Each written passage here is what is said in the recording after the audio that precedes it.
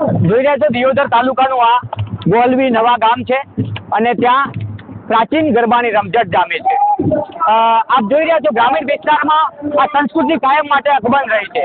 હાલમાં ગ્રામીણ વિસ્તારમાં જે વડવાઓની પરંપરા છે એ આજે પણ અકબંધ છે।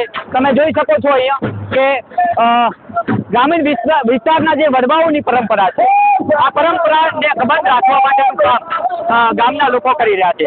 ખૂબ મહત્વની વાત છે, આજે તમને એવા વ્યક્તિ સાથે વાત પણ કરાઈ કે જે પ્રકારે શું કહેશો, કેટલા સમયથી આવી દેશી ગરબી રમો? આમ તો 15 વર્ષથી આ બધું કામ ચાલુ છે, પણ અમારે એવી ઈચ્છા હતી કે અમારે જે અમારી પરંપરા છે આવી નવી હાજરી રાખે।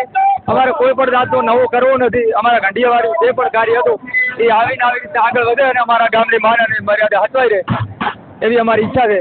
અમે કાંઈ પણ નવું કરવા માંગતા નથી દીધું। અમારે ડીજે અમારી બેન દીકરીઓની આબરૂ હચવાય અને મારો જે ધંધો છે ને બધા પૂરો પરિવાર અહીંયા બેસી અને આ નવરાત્રીનું આયોજન જોઈ શકે અને પૂરા કુટુંબમાં ત્યાં જોઈ શકે એવી અમે મા ભગવતી આગળ પ્રાર્થના કરીએ છીએ કે એમાં આવનારા વર્ષો સુધી અમારી આ પરંપરા ચાલુ રહે। હું આ મા ભગવતી પ્રાર્થના કરું। જય માતાજી। બિલકુલ, આગામી વર્ષો સુધી આ પરંપરા જે વડવાઓની છે એ અકબંધ રહે તેના માટે આ દેશી ગરબા, પ્રાચીન ગરબાની રમઝટ અહીંયા જામતી હોય છે।